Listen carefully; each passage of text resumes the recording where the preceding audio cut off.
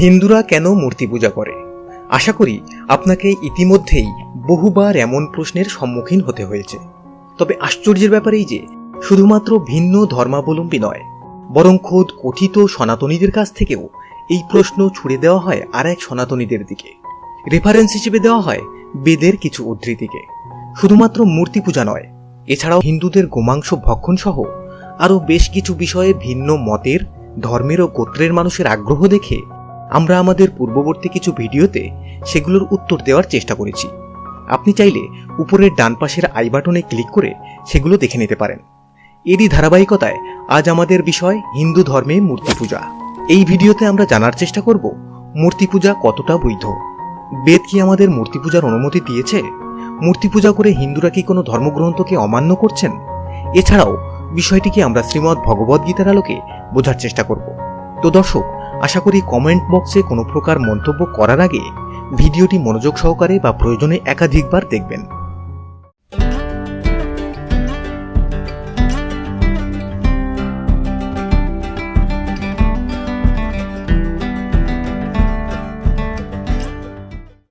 মূর্তি পূজার স্বরূপ জানতে হলে আমাদেরকে প্রথমেই জানতে হবে ঈশ্বর ও দেবতা বলতে সনাতন দর্শনে কি বলা হয়েছে। তো প্রথমেই বলে রাখা দরকার, সনাতন দর্শনে বহু ঈশ্বরবাদের কোনো স্থান নেই, বরং আমরা এক ঈশ্বরবাদেই বিশ্বাসী। হিন্দু শাস্ত্রমতে ঈশ্বর এক ও অদ্বিতীয়। সনাতন দর্শন বলে ঈশ্বর স্বয়ম্ভূ, অর্থাৎ ঈশ্বর নিজে থেকে উৎপন্ন এবং তার কোনো স্রষ্টা নেই, তিনি নিজেই নিজের স্রষ্টা।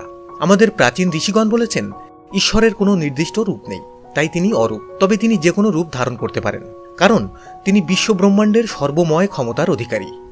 ঋগ্বেদে বলা হয়েছে ঈশ্বর একমে বা দ্বিতীয়ম, অর্থাৎ ঈশ্বর এক ও অদ্বিতীয়। ঈশ্বর সম্পর্কে আরও বলা হয়েছে তিনি অবাং মনস গোচর, অর্থাৎ ঈশ্বরকে বাক বা কথা, মন বা চোখ বা অন্য কোনো ইন্দ্রিয় দিয়ে ব্যাখ্যা করা যায় না, তিনি বাহ্য জগতের অতীত।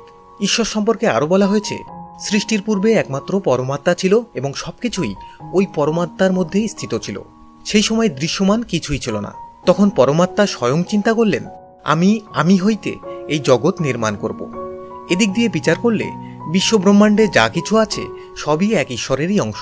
অনুরূপভাবে আমাদের দেবদেবীগণ নিরাকার ঈশ্বরেরই এক একটি অংশ। যদি আমরা ভগবান শ্রীকৃষ্ণের বিশ্বরূপের ছবিটি দেখি, তাহলে খুব সহজেই এটা বোঝা যাবে। ভগবান শ্রীকৃষ্ণের বিশ্বরূপের যতগুলো মস্তক আছে, প্রতিটি মস্তক এক একটি দেবতাকে প্রকাশ করে, অর্থাৎ ঈশ্বরের এক একটি গুণের প্রকাশ করে। এবার আপনিই বলুন, বিশ্বরূপে মোট কতটি মস্তক ছিল? যে অর্জুন নিজে শ্রীকৃষ্ণের বিশ্বরূপ দর্শন করেছিলেন, এ প্রশ্নের উত্তর তিনিও দিতে পারবেন না, কারণ অর্জুন এই মস্তকগুলোর শেষ দেখতে পাননি, অর্থাৎ তার শুরু ছিল কিন্তু শেষ ছিল না, যা এক কথায় অসীম। এটাই হলো ঈশ্বরের নির্গুণা হওয়ার সবচেয়ে বড় প্রমাণ, কারণ ঈশ্বরের গুণের সংখ্যা অসীম। এজন্য বলা হয়ে থাকে ঈশ্বরই ব্রহ্মা, তিনিই বিষ্ণু, তিনিই শিব। তাহলে বোঝাই যায় দেবদেবী অনেক হতে পারেন, কিন্তু ঈশ্বর এক এবং দেবতাগণ এই পরম ব্রহ্মেরই বিভিন্ন রূপ। আসুন এবার দুটি উদাহরণ দেওয়া যাক। বিষ ধাতু থেকে উৎপত্তি হয়েছে বিষ্ণু শব্দটির, যার অর্থ ব্যাপ্তি, অর্থাৎ সর্বত্র ব্যাপ্ত হয়ে আছেন যিনি। সর্বং বিষ্ণুময়ং জগৎ, অর্থাৎ সমগ্র জগৎ বিষ্ণুময়। প্রশ্ন হচ্ছে, কে সর্বত্র ব্যাপ্ত হয়ে আছেন? এর উত্তর ভগবান বা ঈশ্বর, যিনি সর্বত্রই ব্যাপ্ত হয়ে আছেন। শি ধাতু থেকে শিব শব্দটির উৎপত্তি, যার অর্থ শয়ন, অর্থাৎ যিনি সবকিছুর মধ্যেই শায়িত বা অধিষ্ঠিত।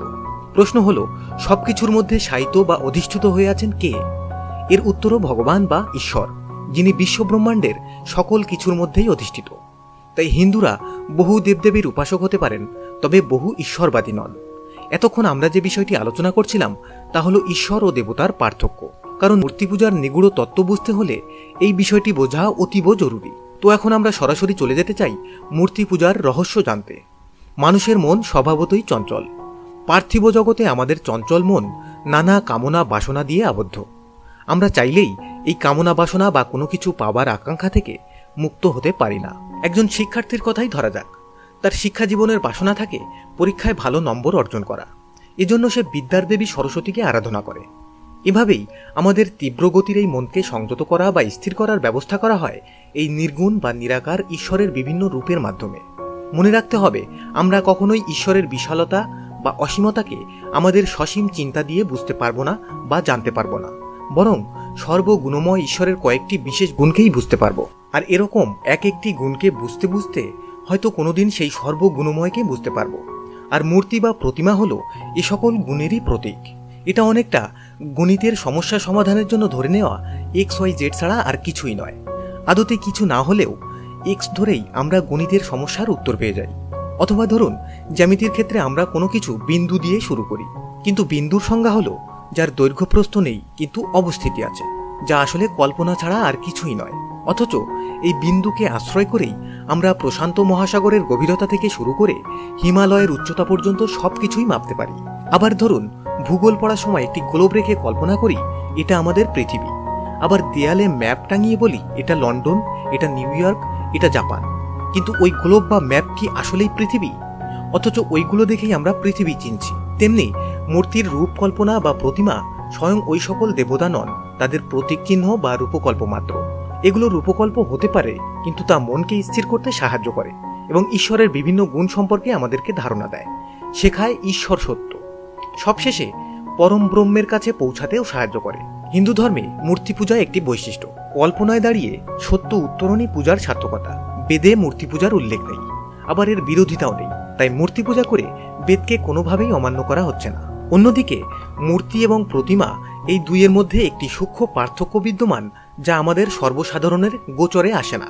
আমাদের ধর্মে ঈশ্বরের সাকার ও নিরাকার উভয় রূপের উপাসনার বিধান আছে। নিরাকার ঈশ্বরের কোনো প্রতিমা নেই, থাকা সম্ভব নয়। যারা ঈশ্বরের অব্যক্ত বা নিরাকার উপাসনা করেন তাদেরকে বলা হয় নিরাকারবাদী। আবার যারা ঈশ্বরের সাকার রূপের উপাসনা করেন তাদেরকে বলা হয় সাকারবাদী। এজন্য গীতায় বলা হয়েছে যারা নিরাকার নির্গুণ ব্রহ্মের উপাসনা করেন তারাও ঈশ্বর প্রাপ্ত হন। তবে নির্গুণ উপাসকদের কষ্ট বেশি, কারণ নিরাকার ব্রহ্মে মনস্থির করা মানুষের পক্ষে খুবই ক্লেশকর। কিন্তু সাকারবাদীদের সাকার ভগবানের ওপর মনস্থির করা তুলনামূলকভাবেই সহজ। এই সাকার ভগবানের চাহিদা মেটায় মূর্তি বা প্রতিমাগুলো। এছাড়াও এই মূর্তিগুলো আমাদের পরম ঈশ্বরের বিভিন্ন গুণ ও কার্যকারিতার সাথে আমাদেরকে পরিচয় করিয়ে দেয়। যেমন ধরুন ব্রহ্মার 4টি মাথা কেন? কারণ ভগবানের ওই গুণবাচক নাম ব্রহ্মা, অর্থাৎ স্রষ্টা, যিনি 4টি বেদের উৎপত্তি করেছিলেন। এই গুণটিকে বোঝাবার জন্য ব্রহ্মার মূর্তিতে 4টি মস্তক দেওয়া আছে। কিন্তু পূর্বে বেদ একটি ছিল, পরে মহর্ষি কৃষ্ণদ্বৈপায়ন বেদব্যাস ওই একটি বেদকে তাদের গুরুত্ব অনুসারে বিভাজন করে 4টি বেদে পরিণত করেছেন। এই 4টি মাথা আমাদেরকে মনে করিয়ে দিচ্ছে 4টি বেদের ব্যাপারে। এবার আসুন শিবের 3টি চোখ কেন তা জেনে নেওয়া যাক। কারণ ভগবানের ওই গুণবাচক নামে 3টি গুণ তথা শত, রজ ও তম প্রকাশ হচ্ছে। এর জন্যই শিবের মূর্তিতে 3টি চোখ দেওয়া হচ্ছে। কিন্তু ভগবান তো নির্গুণা। এখানে 3টি চোখ এটাই বোঝাচ্ছে পরম ভগবান এই গোটা জগৎকে ত্রিগুণ তথা সত্য, রজ ও তম দিয়ে নির্মাণ করেছেন। অর্থাৎ এই সম্পূর্ণ জগৎ 3টি গুণের আধারেই তৈরি। তবে কি হিন্দুরা পৌত্তলিক? অন্য ধর্মের লোকেরা সনাতন দর্শন সম্পর্কে না জেনেই মূর্তি পূজা দেখে মন্তব্য করে বসেন হিন্দুরা পৌত্তলিক। কিন্তু সঠিক দর্শন জানলে তাদেরও এ ভুল ধারণা ভাঙবে। আগেই বলেছি আমাদের দেবতা অনেক, কিন্তু ঈশ্বর এক।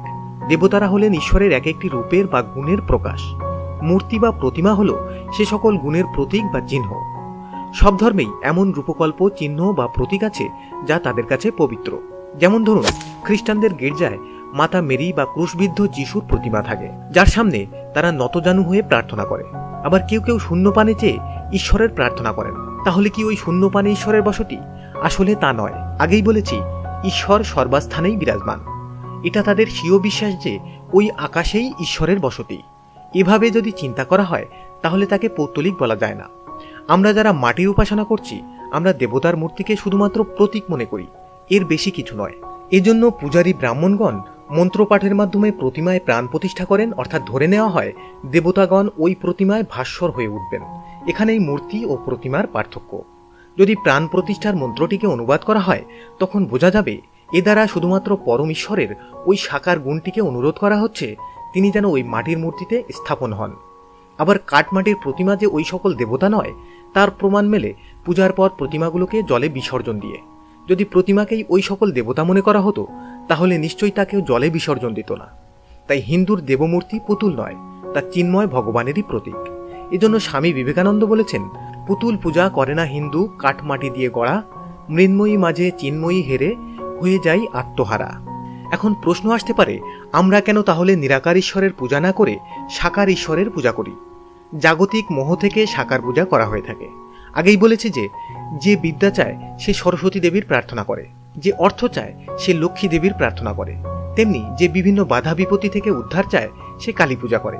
এজন্য গীতায় শ্রীকৃষ্ণ বলেছেন, জড় কামনা বাসনা দ্বারা যাদের জ্ঞান অপহৃত হয়েছে তাদের অন্য দেবতার শরণাগত হতে হয় এবং তাদের স্বীয় স্বভাব অনুসারে বিশেষ নিয়ম পালন করে দেবতাদের উপাসনা করতে হয়। তো মানুষ মাত্রই জড় কামনা বাসনা দ্বারাই জড়িত, তাই তারা মূর্তি নির্মিত দেবতাদের উপাসনা করে চলেছেন এবং করবেনও। দেবতার রূপ ও গুণ মানুষের বিচিত্র রুচিকে তৃপ্ত করে ও চঞ্চল মনকে শান্ত করতে সহায়তা করে। দেখবেন মন্দির বা উপাসনালয়ে গেলে মনে পবিত্রতা আসে, মন প্রশান্ত হয়, মনে ভক্তি জেগে ওঠে, অথচ ঈশ্বর সর্বত্র বিরাজমান। তাহলে কেন শুধুমাত্র মন্দিরে গেলেই মনে বেশি ভক্তিভাব আসে? আসলে জাগতিক মোহে আবদ্ধ হয়ে আমরা ঈশ্বরের এই সর্ববিরাজমানতা ভুলে যাই।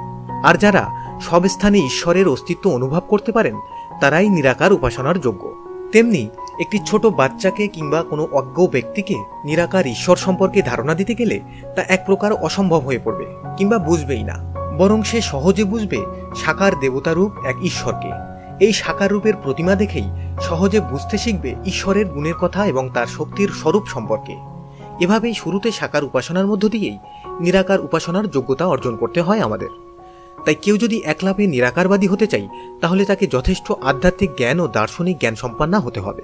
তবে সবকিছুই যেহেতু সেই অসীমেরই অংশ, তাই শ্রদ্ধা সহকারে দেবতার পূজাও পরোক্ষভাবে ঈশ্বরেরই উপাসনা।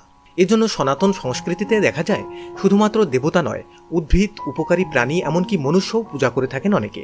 এছাড়াও উপকারী উদ্ভিদ ও প্রাণীদের অনেক সময় উপকারিতা ব্যক্ত করার জন্য অথবা পরিবেশের উপকারিতা ব্যক্ত করার জন্য তাদেরকেও পূজা করা হয়ে থাকে। এটা যেমন একদিক দিয়ে পরোক্ষ ঈশ্বরের উপাসনা, আরেক দিক দিয়ে উপকারিতা ব্যক্ত করার একটা পদ্ধতিও বটে। তবে দেবতার উপাসনায় কাম্য বস্তু লাভ হলেও ঈশ্বর লাভ হয় না, শুধুমাত্র পরম ঈশ্বরের উপাসনাতেই ঈশ্বর লাভ হয়। গীতায় শ্রী ভগবান বলেছেন, জান্তি দেবব্রতা দেবান পিতৃন জান্তি পিতৃব্রতা, অর্থাৎ দেবতাদের উপাসকরা দেবলোক প্রাপ্ত হবে, পিতৃপুরুষের উপাসকরা পিতৃলোক লাভ করে, ভূত প্রেতাদির উপাসকরা ভূতলোক লাভ করে এবং আমার অর্থাৎ ঈশ্বরের উপাসকেরা আমাকেই লাভ করবে। এখানে মূর্তি বা ভাগবত বিগ্রহ প্রতীক বটে, তবে মূর্তি পূজা সম্পর্কে এটাই শেষ কথা নয়। সাধনা যাত্রার প্রারম্ভে ইহা শ্রীমূর্তি হতে পারে, কিন্তু সাধনার পরিণতিতে উহা চিন্ময় সত্তা। প্রতীক রূপটি চিন্ময় রূপে পরিণতি হলেই পূজা সার্থক হয়। যিনি ছিলেন একদিন অপরিচিত লোক, তারই সঙ্গে বহু মেলামেশার পর যেমন তিনি হয়ে ওঠেন পরম বন্ধু, সেইরূপ প্রতীক রূপে যে মূর্তির প্রতিষ্ঠা হয় ভক্তের অর্চনার ফলে তিনিই হয়ে ওঠেন সাক্ষাৎ ভগবান। আচার্য রামানুজের কাছে একদিন এক মূর্তি পূজায় আস্থাহীন ব্যক্তি এসে উপস্থিত হন। তিনি আচার্যকে জিজ্ঞাসা করেন, ব্রহ্ম বিশ্বব্যাপী, তাকে পূজা করার জন্য আপনি ছোট ছোট কতগুলি পিতলের মূর্তি কেন রেখেছেন? আচার্য বললেন, আমার ধনী জ্বালাবার জন্য আগুনের দরকার, আপনি গ্রাম হতে আমাকে আগুন এনে দিন, তারপর আপনার প্রশ্নের জবাব দেব। কিছুক্ষণ পর ওই লোকটি একখানা কাঠে আগুন নিয়ে উপস্থিত হলেন। আচার্য তাকে জিজ্ঞাসা করলেন, আপনি একখণ্ড দগ্ধ কাঠ কেন এনেছেন? যা বলেছি তাই আনুন। আগুন বলেছি, আগুন আনুন। আগুন সকল বস্তুর মধ্যেই আছে, আপনার হাতে ঘষে দেখুন, হাতের মধ্যেও আগুন আছে। আপনি আমার জন্য একটু খাঁটি আগুন আনুন, পোড়া কাষ্ঠ চাই না। আচার্যের কথা শুনে লোকটি বললেন, অগ্নি সব বস্তুর মধ্যেই আছে, কিন্তু আপনার নিকট আনতে হলে কাষ্ঠ ছাড়া উপায় দেখি না। তখন আচার্য বললেন, সকল বস্তুর মধ্যে নিহিত অগ্নিকে আমার নিকট আনতে হলে কাষ্ঠ ছাড়া উপায় দেখেন না। আমিও সেই রূপ সর্বভূতস্থ সর্বব্যাপী পরম ব্রহ্মকে আমার নিকটতম আনতে চাইলে মূর্তিকে আরোপ করা ছাড়া আর কোনো উপায়